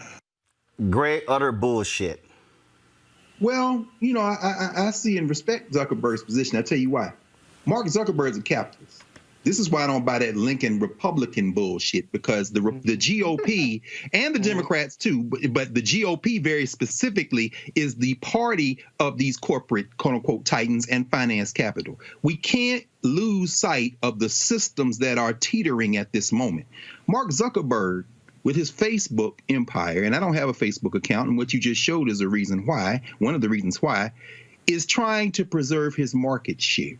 Just as we see Jeff Bezos has made a lot of money over this pandemic, just as we see that Apple's market share is going up as well. What he's trying to do by, quote unquote, remaining neutral is continue to attract people to his platform. Now, why is that important in this context? And how does that tie to the commercial you just saw with the Lincoln Republicans? Donald Trump is bad for business, to be sure. So the GOP wants him out of the paint. But don't mistake that with the fact that the GOP's strategy and their agenda is driven by the Zuckerbergs of the world. Understand that when the states reopen, that means they can throw some of these 30 million people off of unemployment benefits. Understand that when we're talking about Wisconsin's infection number going up now as a result of these what their court did, we're talking about a country where capitalism capital is driving healthcare decisions. While you're risking your life and the staff there at Roland Martin Unfiltered, while Reese and Eric and I are sheltered in place, so much so that my nephew, Ellington Haskell Fuller, is graduating hometown in Houston this weekend, and I can't go because I got a pre-existing condition at 55 years old. And the French just reported this week that 10% of the people with diabetes as an underlying condition died within the week if they had COVID-19. Zuckerberg is saying, I don't give a damn about none of that. I want my money. And the GOP is saying, we want you to get your money. So if we got to get Trump out of the paint and pretend like we're against him, we will. Let's not lose sight of the fact that this system is teetering. And Mark Zuckerberg is scared now. You can delete your Facebook account. You can stop playing the game they want to play. But understand at the end of the day that they are not acting in your best interest. They're only acting in their best interest. Bottom line here, Reese, Mark Zuckerberg has financially benefited from the millions the Trump campaign has poured into Facebook, and they don't want to challenge their lies. What he's basically saying is, oh, no. We know it's a lie. We know they're blatantly lying, but we're not going to correct the lie. We're going to allow the dissemination of lies. Absolutely. Trump is, by the numbers, Facebook's #1 ad spender in terms of political campaigns. The Democrats in particular have shied away from big spending on Facebook and other social media platforms. And so Trump is where their bread is buttered. And you know, if you have the revenues, then you have the stock prices that you keep the stockholders happy and things like that. And so, as Dr. Carr said, this is all about money. It's not about the truth. And Facebook doesn't give a damn. Now, I would, though, like to see Auntie Maxine, Congresswoman Maxine Waters, haul Mark Zuckerberg into Congress again and grill him like she did the last time, because he was definitely not as confident in front of her as he was in front of. Erica? Yeah, I agree with Reese. And let's not forget as well, Mark Zuckerberg has visited with Donald John Trump on several times, had dinners as well. And it is, I mean, bottom line, what Dr. Carr and what Reese said, this is all about a money grab. And when you do think about some of the fact checking that they have had around specific news pieces, looking at the folks that are doing that, they're right-wing media organizations, so to speak, like Breitbart. So just considering exactly what this is a money grab. And I would just say to people who do have Facebook and Instagram pages as well, because that is a sister company, to just stay woke. Roland, can I ask you a quick question? Yep. Erica just reminded me of something. Wasn't it about a year ago that you covered right here at Roland Martin Unfiltered, Facebook taking Farrakhan off? Yeah. What? So how are they deciding between the Nation of Islam and, I mean, help me understand that, brother. Yeah, that shows you again. So this whole idea, well, no, we don't want to do this here. Yeah. We're not regulating speech, but you are regulating speech. Yep. But here's the difference. Nation of Islam wasn't dropping millions upon millions in ad dollars on Facebook. That's right. Just like Reese just told us. That's right. It's a money thing. It's a money thing. That's all it is, and that's what Zuckerberg is focused on. But I will credit Jack Dorsey of Twitter. He did fire back at his fellow tech billionaire CEO in responding to what he had to say. Let me find the tweet. I thought it was quite interesting, where he said, "Let's see, fact check. There is someone ultimately accountable for our actions as a company, and that's me. Please leave our employees out of this. We'll continue to point out incorrect or disputed information about elections globally, and we will admit to and own any mistakes we make." What he was saying is, you a punk ass for passing the buck, Mark. I'm a real leader. It's on me. Good point. It's also a low bar because, I mean, he's still profiting from Trump's Twitter account. He's still profiting from the engagement of Trump's Twitter account. So, I mean, yeah, he's slightly more of a leader than Mark Zuckerberg, but that's not saying much. It isn't, especially, Reese, when you think about who all of these social platforms are owned by. They're owned by mediocre white men. And so I think it kind of goes back to a point that you've been making for quite some time, Roland, about having our own platform specifically your platform, and then talking about those verses that we've been seeing that have been kind of giving us some black joy here lately, and talking about the real, how important it really is that we take those eyes and we capture those dollars, though those platforms are free. Be clear that Instagram and all of the like are making money off of that. This is the importance of us having and building our own. Speaking of building our own, I wasn't going to do this, but I just decided about 20 seconds ago to do this here. You know, what's really interesting to me is when I look at some of these people who got lots of stuff to say about black folks. And I'm talking about these crazy conservatives like Candace and Brandon Tatum. So, Brandon Tatum, again, let me be real clear, y'all. There are a lot of black conservatives we've had on this show. There are black conservatives who we know, we're friends with, we might disagree on issues. There are black liberals who I disagree with on a lot of issues. For me, it ain't liberal versus conservative. It's my position on various issues. But Brandon Tatum, he goes by Officer Tatum. He's always running his mouth, how he's a former cop, and run his mouth. So 3 days ago, he tweeted this. People are so ignorant, it's mind-blowing. Ahmaud case, Breonna Taylor, no-knock warrants.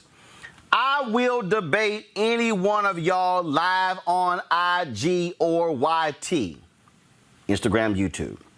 If you bad, then respond to this post. We can do it live. Tell your prepaid legal lawyers to debate me if you too afraid. I've had enough. That was sent 3 days ago. I responded. I said, Brandon, pick a day this week you want to come on Roland Martin Unfiltered. Pick a day. We be right here. I sent the email, info@rolandsmartin.com. Has Lil Tink Tink responded? No. He hasn't responded. Then, again, running his mouth, y'all, bumping them gums, talking trash, but not wanting to debate on this issue. Now, see, I said, come on Wednesday. I got Scott Bolden and Robert Patillo. I'm like, more than happy to discuss the issues with you. Y'all, he ain't responded. See, I told y'all little Candace Owens, her little ass been running from me for 2 years. I told y'all that. I told y'all her little boy, Charlie Kirk, he been running too. In fact, when I ran to him outside of the White House, he actually said, well, I need to ask Candace. I said, hold up, I thought she worked for you. You got to go ask her. I told y'all when they had their little black conservative little gathering in D.C., we got approved for credentials, and then all of a sudden, our credentials were taken. They didn't want that heat. Why am I saying all of this? I'm saying all of this, y'all, is because if you're going to jump your ass on Twitter and you get all puffed up and said anybody, but now you're scared. You know what we call that? Selling wolf tickets. Okay. We call that being a punk ass. Or if I want to go new school, pure bitch assness. Right. See, you not gonna sit here and challenge black people and say if any of y'all want to debate, come on. But why you scared? Why are you afraid? Why is it that, Brandon, since you talking all big and bad, you afraid to come to the black space? And then I love this one, y'all. He was answering some little questions on his little YouTube channel. And y'all go ahead and take it. Listen to this. If you were in Gregory Floyd's situation if the officers refuse to get up from your neck, how would you react towards the cops? I think I wouldn't be committing crimes in the first place, but let's get past that. I wouldn't fight the cops either, so let's get past that. Once I'm on the ground, I think I would be being submissive. I would be like, I'm done. See, he was talking a little nonsense. And let me go ahead and see if I can advance it. Y'all might want to hear this here. I got to play this here, y'all. I'll play my final video. Y'all go ahead and pick it up. I just want y'all to have a little laugh. I feel like that would have saved his life. That would have been a chance that you should have took. That guy, Brooke, it should have been a chance that you should have took if you thought it would save his life. You know, because then people don't have to sit back and say, what if I would have done something? You don't have to do that. If you feel like you're going to save a man's life, then take the chance of getting shot. And I think if the man really was dying, I think you'll be a hero. Not videotaping. What's your thoughts on Roland? Roland Martin is a dummy. This is the question that I answered. In my personal opinion, I think Roland Martin is an idiot. I would go and have no real discussion. He bring on people that hate me and Candace Owens all the time just so he can prove his point. Let's see. Crow Food. Thanks so much for another super chat. Just remember. Now, y'all, that's what he had to say. But let me go ahead. I think I found another little comment he made. I just want to play it for y'all. Go ahead. And then y'all gonna be the Wild Wild West. Jason, thanks so much for the super chat. Do you think the cops really wanted to kill this guy? I think I read that already. Sorry about that. What's your thoughts on Roland Martin? Somebody just asked me that. Hold on, let me see if I can get that on the screen. I'll get to you in a second. Somebody said, what's your thoughts on Roland Martin before I get to this super chat? I think Roland Martin is a political pun. Like, I think he just hate black people. He hate conservatives. I mean, not black people. He hate black conservatives. He hate conservatives. He hate Donald Trump. He's a diehard Democrat. He would be disingenuous. Even if his mama was telling him he wrong, he'll be disingenuous to push his agenda. That man is a slime bag, in my opinion. I don't like Roland Martin. I think he's a slime bag. Anyway, it was hard to watch the video. I wanted to do something, but Brandon. See, if you're gonna talk trash, See, I ain't afraid of none of y'all. Can I ask you a question? Because I don't know how this platform works, and I don't listen to either. Go ahead. Let me ask you. Every question I saw there to something Reese said a minute ago with regard to Zuckerberg, there was a name and then there was a dollar amount. Do you have to pay to ask him a question? No, so what happens is on YouTube, you can actually give right there on YouTube if you want to actually support that particular channel. And so some folks do. That's how they do it. But so, when you invite him or Candace on, would he make any money from it? No. Well, then that's the answer. And that's it, because they're grifters. Mm-hmm. They're grifters. See, my deal is, if you're going to send a tweet out saying, I'll debate any one of y'all live. Right. Come on. See, here's the deal. Fox News don't call me. I ain't scared of none of them. Mm-hmm. Y'all, I got my own equipment at the crib. They can dial right in. I debate any of them. Tucker, Laura, Martha, Shannon, Lou, Varney, any of them. Pick a day. See, I ain't afraid to debate nobody. I ain't scared of nobody. But what you're dealing with weak people. They're grifters. Brandon, grifter. Because, see, I love this. He don't like black conservatives. Really? Chris Metzler? Angela Saylor? Elroy Saylor? K. Cole James? Michael Singleton? Eugene Craig? Like I said, Chris Metzler? You got J.C. Watts? Michael Steele? Cheryl LeBon? Bob Brown, who I did a whole hour sit down with on this book? David Stewart? I can run. Oh, I'm sorry. Those are real black conservatives. Mm-hmm. My boy Michael Williams, we went to the Million Man March together. I slept at his house. That man a fourth generation black conservative. But see, they real black conservatives. Not you frauds like you are Brandon and Candace. We know the grifting game. We know Jesse Lee Peterson and Larry Elder. Y'all ain't nothing but them 2.0. We know the game. So if you're going to sit here and talk trash in terms of, and I was trying to figure out what y'all sound like by throwing a gauntlet down, then you get scared. You know what? This scene reminded me of Brandon and Candace trying to challenge Uncle Roro.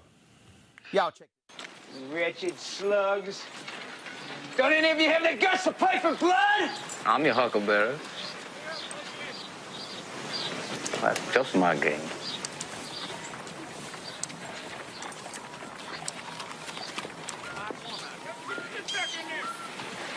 All right, Lunger. You go to hell. I'll put you out of your misery. Say wham. Right there. Johnny, don't! No, Johnny. Whoa. Get off! Get off! It ain't nothing. Don't mind him. He's just drunk, that's all. Cool down, Johnny. No! I want them spitting blood! Easy, son, easy. Now ain't the time. Slow down, Ringo. I tell you, boys, even I'm worried what's going to happen once Ringo runs this outfit. God have mercy. Come on, Juanito. Gentlemen. Brandon, I'll be your huckleberry. But he's not scared of you, Roland. Right. But this is when he answered the question, and I would leave this to my brothers in psychology like Wade Nobles and some of these cats. When he was asked what he would have done if the knee had been on his neck, his answer was, I would have submitted. And then the thing that came after that said, if you feel like you can save that man's life, you should have come over because you would have been a hero. And then he said, Roland hates black people. No, black conservatives. He wasn't talking about any of the people you named. He's talking about Candace and himself and the grifters. Now, let's put all three of those things together. I'm scared of white people. I need and want their favor. If they're going to take my life, I will give it up to them rather than resist. I would like to believe that one of you who loves black people would come and save my life. You would be a hero. Roland doesn't like black people who would just submit and even give their life. He'd prefer to be with those people who might come and save my life, the heroic people. But that doesn't include me and Candace because Roland doesn't like us. There it is, bro. Amen. All I'm saying, just to remember that this is the same guy that when you showed a picture of on last week, that he was the same guy that had on a medium shirt and plastered on that medium shirt was a picture of his master. I know that that's a term that they always like to use talking about get off the plantation. Well, baby, you lead because you had a picture of your master plastered on that medium shirt and that painted on beard.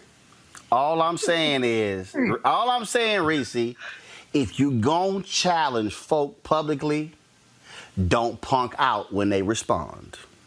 Period. You know I'm about that life because I challenged Killer Mike to a debate on Kamala Harris, and you offered to host it, and he never responded.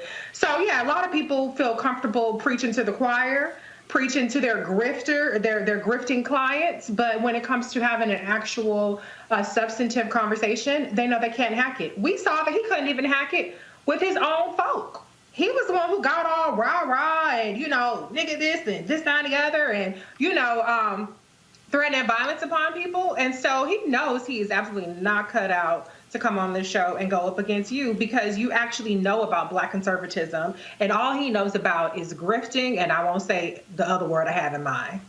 All I'm saying is, because ain't nobody scared of you, little boy. Nobody. Because you're dealing with a grown-ass man here. Y'all know what time it is. Crazy. I'm white. I got you, Carl. Illegally selling water without a permit? On my property. Whoa! Hey! You don't live here. I'm uncomfortable. Well, Karen got hungry for hamburgers, and y'all, the line wasn't moving fast enough for Karen. And this is how Hamburger Karen responded. Fucking Christ! Hurry up! It's not us. Okay, I'm sorry. Yeah, it's not us. I know. I'm sorry. Hurry the fuck up! Hurry up, you guys!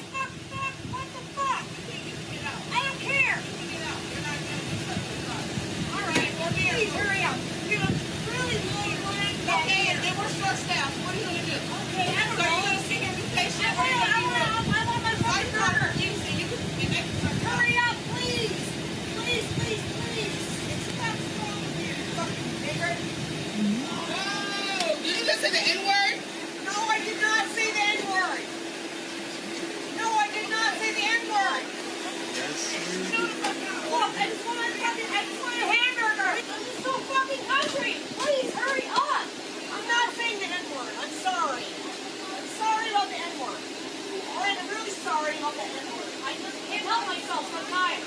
It's a long line, you guys. It's just only one car behind you. it's just okay. I'm cool. I'm cool.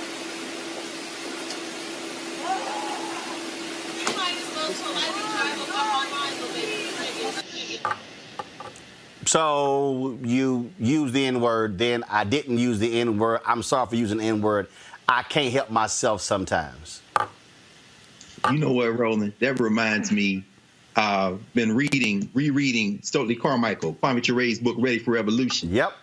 I love this brother in life, and I love him in death.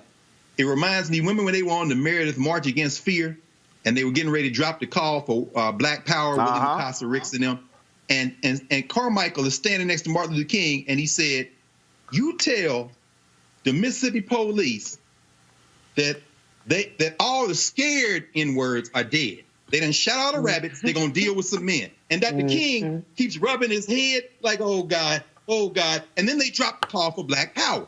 I'm imagining, what if we had been in my hometown of Nashville or yours of Houston or down there where Erica's from in Georgia, and they sitting at a counter and somebody had used the N-word, and instead of just getting milk poured over their head or something, they turned around and said, what? And started a brawl. What we just saw there, like Kwame Ture said, all the scared Black people are dead. So guess what? I didn't say that. Why? Because when you saw that door crack open, right? Right. Y'all gonna get your ass whipped in this 2020 America. Hashtag Team Whip That Ass about to show up, Erica. Oh, yeah, because let me tell you something. My first was by a mediocre white boy that thought he had the liberty, because we had just moved to that particular city, to call me a nigger. And I absolutely showed him. I watched his face turn red when I punched him in the gut and him go down slowly and sit there in pain and call for the teacher. I watched that. And let me tell you something. The only thing my father had is question for me was, did you beat him? So this is where we are. This is the crop of people. And I want to say that those same people that were arguing to say that this is not your grandfather's, your grandmother, I had these hands, they had hands too, but be very clear.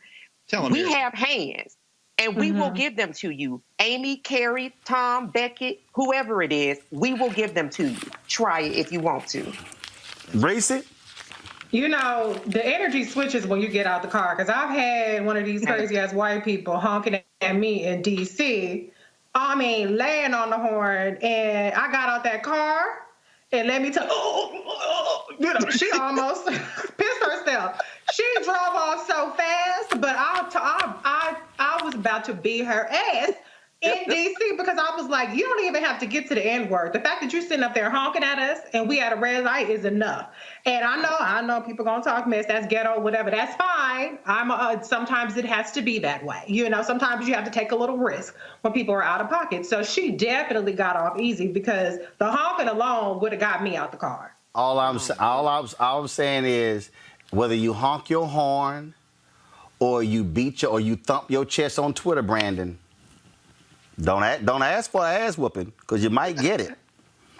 All right, y'all. Shout out to our folks who've given $50 or more during our Bring the Funk fan club. Let's go to them. Akila Joyce Keita, Alan Dunkley, Andre Smith, Anthony Johnson, Anthony Penix, Ethelene King, Beverly Hamilton, Bingsley Hannah, Carla Johnson, Karma Hullaby, Casey Pitts, Kathy Stokes, Charmel Moore, Christopher Brown, Clarence Albert Jr., Client Cal CRP, Cynthia Calloway, Darlene Letzinger, Darren Deckard, Deltrice Graham, Dwayne Atkinson, Earl Pearson Jr., Elsie Renee Davis, Frank Johnson, George Brown, Herman Johnson, Howard, Jewel Morrow, Johnny Brownlee, Josie, Kelly Joseph Brooks, Kevin Davis, Kevin Mason, Larry Harmon, Loretta Harmon, Lisa Baptiste, Love to Praise Ministries, Marie DeLone Money, Messikai Whitaker Freeman, MTF XS8, Noella Boma, Onesimus Transportation, Philip Lacey III, Rita Harrell, Robin Brown, Ronald Coakley, Ruth Brown, Cheryl Dugan, Sherman Henderson, Sherry A. Cephas Brown, Stephen Woodford, Swain Consulting LLC, Tangela Miles,